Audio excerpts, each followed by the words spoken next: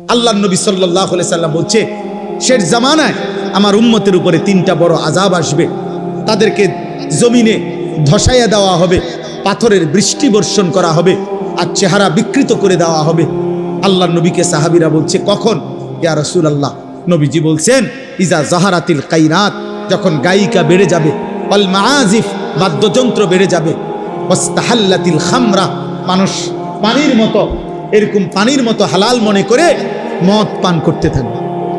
নবীজি বলছে, তখন হয়তো কাউকে জমিনে ধসাইয়া দেওয়া হবে, কারো উপরে পাথরের বৃষ্টি বর্ষণ হবে, কারো চেহারা বিকৃত হয়ে যাবে।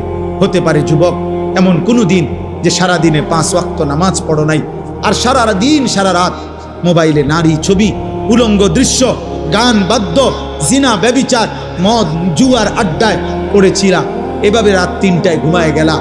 হতে পারে যদি কোনোদিন কল্পনা করো তো, যদি কোনোদিন ঘুম থেকে উঠে দেখো তোমার চেহারা হয়ে গেছে শূকরের মতো, কুত্তার মতো, বাঁদরের মতো, হতে পারে না? কথা বলে না? নবী সাল্লাল্লাহু আলাইহি সাল্লামের 1450 বছরের কোনো কথা ভুল প্রমাণিত হয় না। এই পৃথিবীতে বনি ইসরাইলের পূর্ববর্তী জাতির নাফরমান মানুষকে আল্লাহ তাআলা চেহারা বিকৃত করে পশুর আকৃতি, বাঁদরের আকৃতি বানায় দিয়েছেন। একথা কোরআনে আছে, একথা কোরআনে আছে। যুবক 14 বছর, 16 বছরের, 18 বছরের অসংখ্য ছেলে আছো তোমরা এমন, গুনাহ করতে করতে, নারী দেখতে দেখতে, গান শুনতে শুনতে, জুয়া খেলতে খেলতে, হারাম করতে করতে তোমাদের চেহারা ভিতরে ঢুকে গেছে, সাফার কোডি ভিতরে ঢুকে গেছে।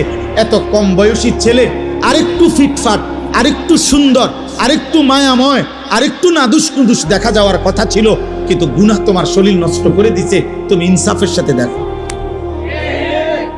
অতএব আজকে তোমাদের কাছে অনুরোধ করলাম, তোমরা গান বাদ্য মোবাইলের আসক্তি ছেড়ে দাও, ছেড়ে দাও বাপ।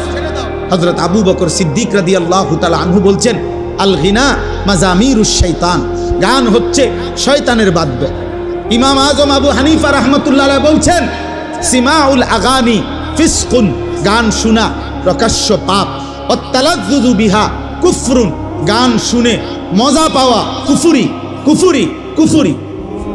গান শুনে মজা, এই যে গান শোনা, এরপরে এই যে এমন তাল মারে না, এমন, এরপরে ঢোলে, এরপরে হাত বাড়ি দেয়, পাও বাড়ি দেয়, এরপরে গায়িকা নর্তকীর গায়ে টাকা দেয়, টাকা ছাড়ে।